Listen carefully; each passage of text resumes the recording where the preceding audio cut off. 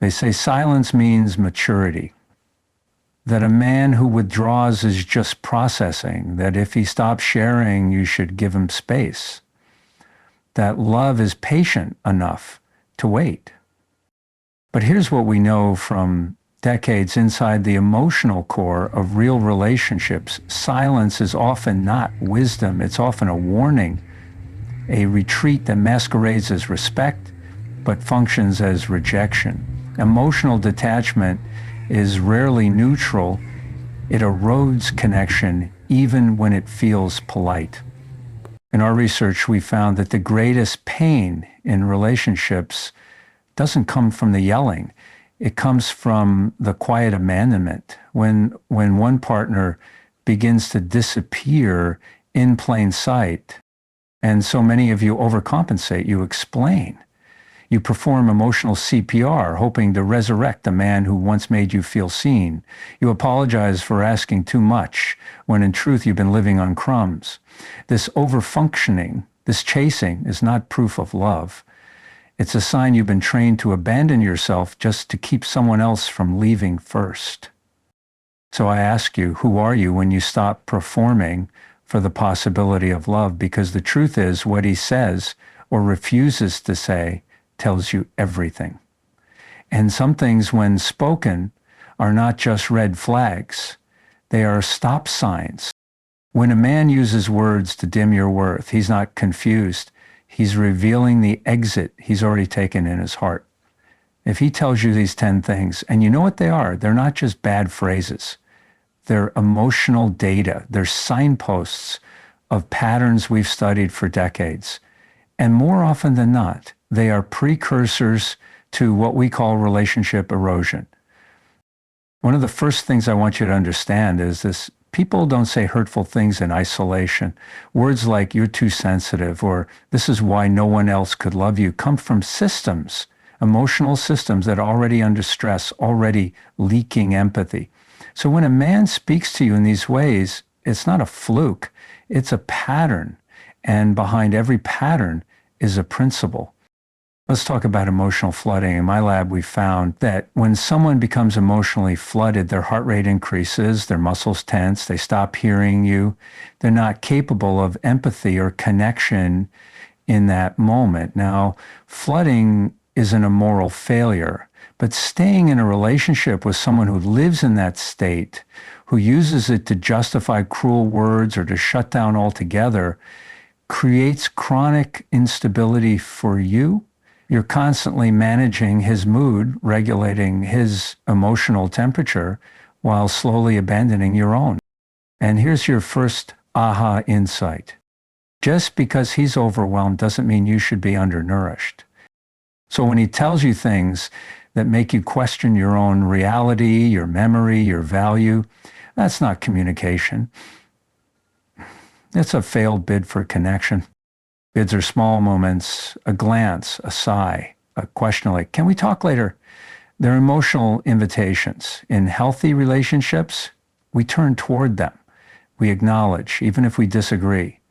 But when a man dismisses those bids, or worse, punishes you for making them, he's rejecting not just a question, but the deeper desire to be known. Now let's talk about love maps.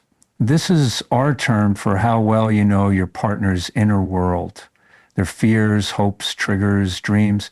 When a man tells you you're always overreacting, he's not just invalidating your emotions, he's showing you he hasn't taken the time to understand your map. He's saying, your pain is inconvenient to me. That's not intimacy. That's neglect dressed up as logic. A relationship where your inner world is invisible is not a safe place. And here's where many of you are stuck, in a toxic loop. Behavior, he pulls away, you try harder. Insight, you believe his detachment is a puzzle you're supposed to solve. Feeling, you realize his silence is not your invitation to perform, but your permission to pause. This is the moment where silence becomes sacred, not as punishment, but as boundary. Detachment, when used consciously, can be a form of self-soothing. It's how we regulate ourselves when the other person won't co-regulate. You don't have to mirror his chaos. You can create clarity. And that leads us to the four horsemen: criticism, contempt, defensiveness, and stonewalling. When someone frequently says things like, "You're impossible to talk to. This is why I don't open up. You should be grateful I put up with you." These aren't just sharp comments. They're the single greatest predictor of divorce. Not just legal divorce, but emotional divorce. And each time you absorb them, you drift further from your own dignity. So here's your second aha insight. Healing doesn't always look like trying harder. Sometimes it looks like walking away with your voice still intact. You may have been told that leaving is giving up, but in the framework of real love, leaving is sometimes the most honest form of self-connection. It says, I refuse to be the only one building the bridge. Let's reframe something right now. If you've been told you're too emotional and you've tried to mute yourself to keep the peace, here's the truth. You were never too much. You were simply with someone who gave too little. You don't need to shrink to stay. You need to see clearly to choose. This work is not about demonizing him. It's about dignifying you. And sometimes the bravest thing you can do is listen, not to his excuses, but to your nervous system when it finally exhales. Her name was Maya, 34, smart, perceptive, tender, in a way that made even her silence feel like a soft place to land. But for 2 years, she lived in a relationship where love always felt almost clear, almost close, almost enough. He told her, you make everything a bigger deal than it is. He told her, you're just being dramatic again. He told her, this is why I don't talk to you. Each time she bent herself smaller, rephrased what she meant, laughed it off, even when the tears wanted to come. She would sit with the phone in her hand after another tense silence and type out long, patient messages, explaining how she wasn't trying to start a fight. She just wanted to feel connected. She'd stare at the screen, waiting for the 3 little dots to appear. Most nights they didn't. And when they did, it was cold. You're overthinking again. We talked about this already. You need to relax. So she emphasized. She read communication books, followed relationship coaches, wrote in her journal, maybe if I stop asking for so much, he'll feel safe enough to come closer. He never did. One Thursday night, she sat alone in her apartment, lights off, just the hum of the refrigerator. She had just come home from therapy, the kind where the tears don't start until you open the door to leave. She picked up her phone again, ready to text him what she had practiced.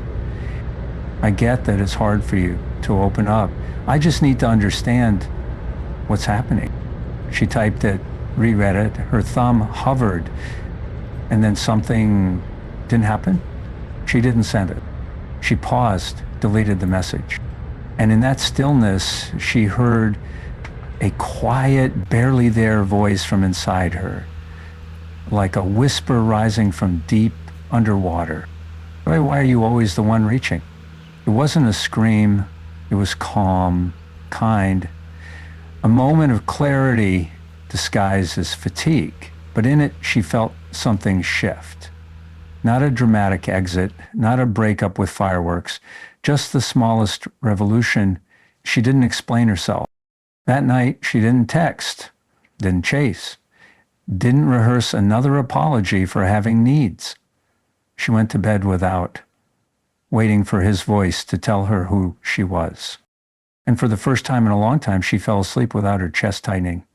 The next morning, she looked in the mirror, same face, same tired eyes, but something was different. The woman looking back wasn't trying to be palatable anymore. She wasn't wondering if she was lovable. She was remembering. I wasn't too much, she thought. I was just with someone who was emotionally unwilling. And that realization didn't hurt, it healed. Because healing often begins not with a new answer, but with the end of an old performance. The day she stopped explaining herself was the day she began to hear herself again. When someone speaks to you in ways that diminish your dignity, the question isn't just, should I stay? It becomes, how do I return to myself clearly, calmly, and with care before I decide? Our research has shown that emotionally intelligent relationships are not built by avoiding conflict, but by knowing how to navigate emotional moments with self-respect and clarity. So if you've been spoken to in ways that made you feel small, uncertain, or unstable, these tools are not just about what to do next. They're about how to recenter your nervous system so that your next step is one of truth, not trauma. Tool 1, the 60-second pause. This is one of the simplest yet most regulating techniques you can practice. The next time you feel emotionally triggered, whether it's after he says something sharp or dismissive, take a full 60 seconds before responding. No texts, no explaining, just silence. This isn't stonewalling, it's self-regulation. Our studies show that when heart rate exceeds 100 beats per minute during conflict, the brain's ability to access logic and empathy diminishes. This is called emotional flooding. In that state, any attempt to connect will feel like confrontation. The pause helps your nervous system downshift, giving your body time to return to a place where it can respond rather than react. Try this tonight. If he says something that would normally pull you into a reactive spiral, don't reply right away. Breathe, place a hand on your chest, say internally, I'm allowed to pause before I respond. This tiny practice can be the boundary between your dignity and your reactivity. Tool 2, name it to tame it. Coined by neuroscientist Dan Siegel and integrated into our therapeutic frameworks, this tool is rooted in the power of emotional labeling. When you can clearly name what you're feeling, I feel dismissed, I feel unsafe, I feel invisible, your brain moves from the limbic system to the prefrontal cortex. In simpler terms, naming feelings softens their intensity and restores your clarity. You don't have to share these labels with him. The power lies in you knowing what you feel without apology. Pair this with a journal prompt. What did I give today that I didn't receive in return? Write your answers without editing. These small moments of reflection build emotional fluency so that your decisions are rooted not in confusion, but in coherence. Tool 3, the sacred no. Not every ritual needs to be external. Some of the most powerful boundaries are made internally. The sacred no is when you choose privately and without drama to no longer explain yourself to someone who continuously misinterprets your heart. This doesn't require a confrontation. It's a decision. Next time he says something like, "You're overreacting," or "Why are you always so emotional?" instead of defending, notice what rises in your body and then silently repeat. No, that's not who I am. This sacred no is a quiet refusal to be defined by someone else's avoidance, projections, or defensiveness. It's subtle, but over time it changes how you carry yourself and who you let close. Tool 4, the 3-1 internal repair method.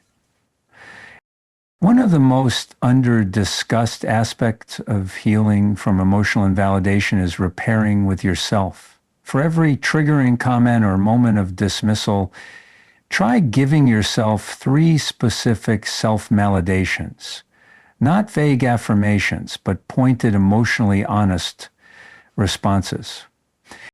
Example, if he says, you're too sensitive, respond inwardly with, my sensitivity is my strength. I notice things because I care. This discomfort is a signal, not a flaw. This 3-1 ratio mirrors what we've found in our research, that successful relationships have a 5-1 ratio of positive to negative interactions. You can adapt this principle internally by overwhelming the noise of criticism with the truth of your emotional intelligence. These tools aren't about rescuing a relationship that continues to harm you. They're about reclaiming the parts of yourself that you've been trading for hope, for harmony, or for his potential. You are not too emotional. You are not asking for too much. You are simply remembering how to live in emotional environments where you don't have to explain your worth to be understood. If you're here listening to these words, there's a good chance you've been carrying a kind of exhaustion that doesn't show up in your face but lives in your chest.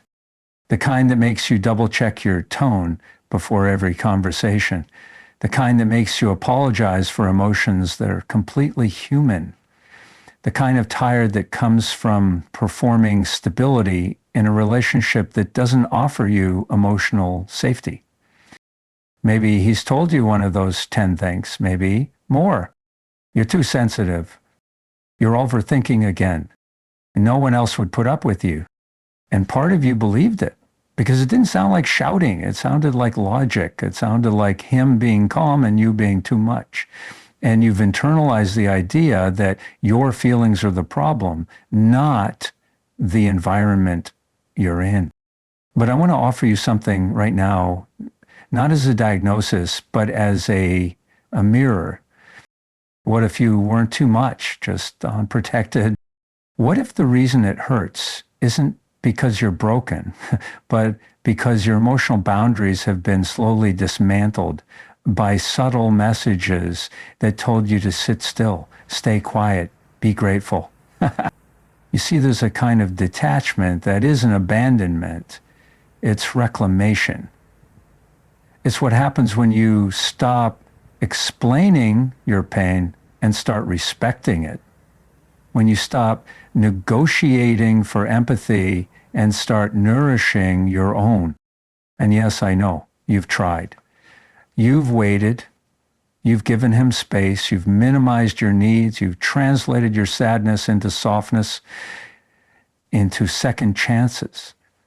You've said things like, I know you don't mean it, or he just needs time.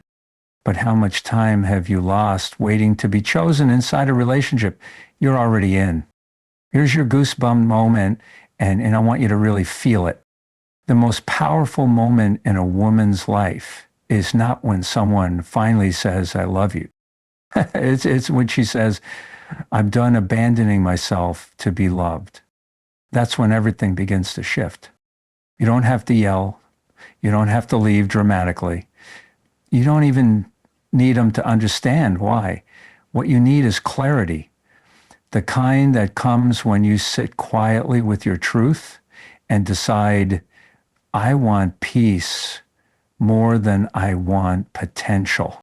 You don't need to earn your worth by being easier to love.